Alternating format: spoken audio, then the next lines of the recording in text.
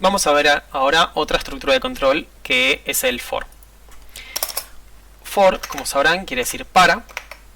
Entonces acá, dentro de los paréntesis estos, vamos a definir una estructura ternaria. ¿Qué quiere decir esto? Que tiene tres elementos.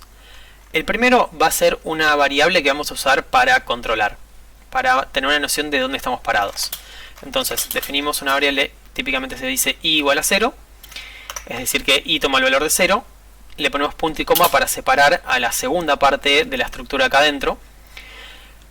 Acá vamos a definir una variable de tipo booleano, que es cuándo vamos a tener que entrar a recorrer el siguiente código. Entonces, como típicamente esto se usa para recorrer un array, yo puedo ponerle una condición booleana que es, por ejemplo, mientras que i sea menor que newArray.length. Les copio esto acá para que esté, que newArray tiene en este momento estos tres valores con el código como está. Ahora vamos a volver a explicar esto un poco más, vamos a entrar un poco más en detalle porque a veces confunde. Y acá le vamos a poner i++, que también ahora voy a explicar bien. Entonces, yo acá puedo ponerle console.log newArray en i. Fíjense que acá, newArray es el array que veíamos antes y estoy usando la notación de corchetes que nos permite acceder a un elemento del array. Pero a diferencia de lo que vimos con anterioridad, acá lo que tenemos es que estamos poniendo una variable y no un número. Pero miren lo siguiente, i yo lo definí acá arriba. Ahí lo definí como el número 0. Eso quiere decir que acá, si bien parece que no, en realidad sí estoy poniendo un número. Entonces esto está bien. Bien, ¿cómo seguimos con esto? ¿Cómo es el flujo de este código? Como es un for, entra acá y toma el valor de 0. Entonces, en un primer momento tenemos ahí con el valor de 0. Y lo que hace es lo siguiente. Le pregunta a este booleano si es verdadero o falso. Entonces, básicamente nos pregunta, i tiene el valor de 0. ¿Es menor que newArray.length? newArray es esto de acá, entonces la longitud es de 3. Entonces, esto me da true. Como esto es verdadero, lo que procede a hacer es ejecutar todo el código que esté adentro de estas dos llaves de acá. Entonces, console.log, lo que le estamos diciendo es que nos imprima acá al costadito.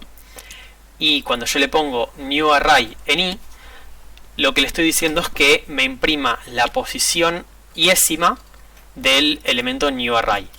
Como en este momento i tiene el valor de 0, esto nos va a imprimir la posición 0, es decir, hello.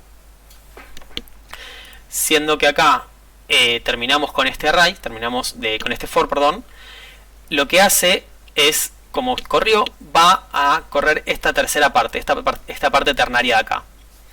¿Qué quiere decir esto de acá? Quiere decir lo siguiente, y esto va a haber que masticarlo bien.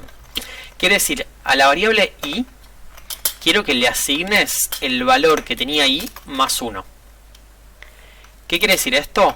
Al final del correr esto, i va a tener el valor de 1. Como antes tenía el valor de 0, o sea, básicamente ahí le asigno 0, que es el valor que tiene i en este momento acá, y le sumo 1. Esta notación hace todo esto de 1. Entonces, ahora i tiene el valor de 1. Y vuelve a venir para acá. Pregunta, i es menor que 3, que era la longitud del array. Es verdadero de nuevo. Entonces voy a recorrer esto de acá. Esto me imprime el valor que yo le pongo acá adentro. Acá adentro yo tengo el contenido de newArray en la posición iésima. Dijimos que i ahora valía 1. Entonces en la posición iésima es la posición 1, que va a ser world. Entonces fíjense que primero imprimí hello y después imprimí world. Lógicamente lo que tiene que hacer este código es volver a imprimir, es ahora imprimir manzana y terminar. Entonces vamos a ver cómo sigue esto. Yo ahora, como terminé de correr e imprimí world, de nuevo vengo para acá. A i le asigno i más 1, es decir, a i le asigno 1 más 1, es decir, i tiene el valor de 2. Pregunta ahora, ¿2 es menor que 3, que es la longitud del array? Sí, entonces voy a imprimir la posición 2 del array, que es manzana. Termino. Entonces volvemos a ir ahí arriba, donde ahí le asignamos i más 1, es decir, ahí como tiene el valor de 2, le sumo 2 más 1, entonces i tiene el valor de 3. Entonces ahora pregunta, 3 es menor que 3, y esto, falso. Como es falso, sabe que no tiene que entrar en el array y terminar. Vamos a ver que esto efectivamente corre. Él puede tomar alcohol quedó viejo, hello, world, manzana. Bien, una pequeña cosa que les puede llegar a pasar. Esta condición de acá es muy importante. Yo la podría sacar y esto en cierto modo correría igual, pero si yo pongo a correr esto, y lo pueden llegar a probar una vez para hacerlo, o vamos a hacerlo una sola vez acá, en un ratito, pero ¿qué es lo que va a pasar? Esta es la condición de actualización. ¿Qué quiere decir eso? Quiere decir que acá se actualiza la variable i. Si yo no actualizo la variable i, fíjense que como empiezo acá, sigo acá, no actualizo i, y tomo el valor de 0, ahí no le pasa nada, entonces i sigue siendo 0 y pregunto si 0 es menor que 3. Entonces como yo ejecuto eso, como empiezo a ejecutar eso, y nunca pasa a ser nunca pasa a ser distinto que 0, entonces nunca pasa a ser mayor o igual a 3. Entonces esta condición va a ser siempre verdadera, y al hacer esto, lo que va a pasar es que esto se va a tratar de imprimir la primera palabra, la palabra en lugar 0, o sea hello, infinitas veces. Esto no se los recomiendo que lo hagan mucho y tienen que tener mucho cuidado. Ya tuve el error una vez en esta página y veo que se puede arreglar, pero fíjense que si yo le doy de correr, me dice que lo ejecutó, pero está ahí y no voy a poder editar nada, el mouse se me queda trabado, se lo puedo mover, pero está con la manito, es decir, está toda la página trabada, porque está corriendo código y está tratando de imprimir en pantalla muchas veces la palabra hello. Si le llega a pasar esto, acá incluso me tira el error de que no responde, entonces yo le puedo poner salir de la página y me tira el error. No pasa nada, vuelvo a entrar en TS Playground y vuelvo a entrar acá.